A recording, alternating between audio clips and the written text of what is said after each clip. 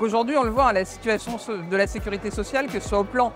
des assurés ou bien au plan des agents de la sécurité sociale que nous syndiquons et que nous organisons dans notre fédération, la situation est critique et les attaques sont multiples, que ce soit par le gouvernement ou le patronat.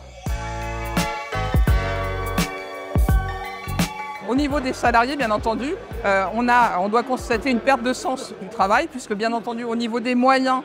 pour mettre en œuvre, notamment par exemple sur les accueils, il y a des coûts drastiques. On n'a plus assez de moyens humains pour faire un service et prendre en charge des missions d'intérêt général qui nous sont confiées. Il y a également des soucis informatiques qui du coup ont des grandes conséquences, à la fois sur les assurés qui ne reçoivent pas les prestations qui leur sont dues, mais également du coup pour les agents qui parfois sont complètement bloqués par un système informatique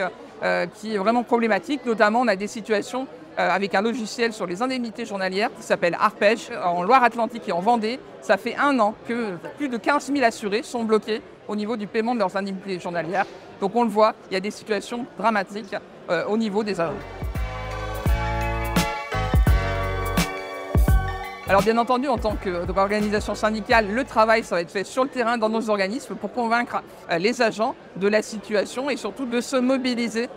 pour pouvoir mettre en place un rapport de force, organiser donc des heures d'information, mais bien sûr ensuite des assemblées générales, tout ça pour aller vers la grève, puisque justement en raison de cette rentrée sociale compliquée avec les menaces budgétaires qui pèsent, il faut pouvoir s'organiser et qu'il y a déjà des journées de manifestation et de grève qui sont prévues sur le mois de septembre et probablement en octobre.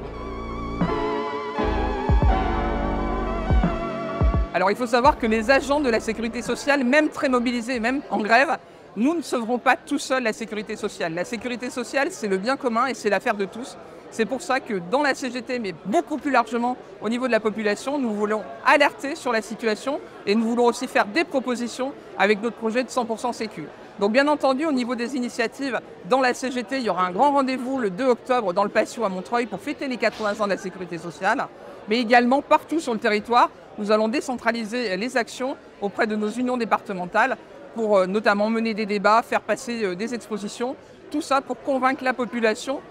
d'une part qu'il faut se mobiliser face aux politiques budgétaires austéritaires qui vont être mises en place, qui essayent d'être mises en place, et surtout dire qu'on a ensemble un grand projet à construire, le 100% Sécu, qui reprend la sécurité sociale de 45, mais qui l'améliore et crée de nouveaux droits.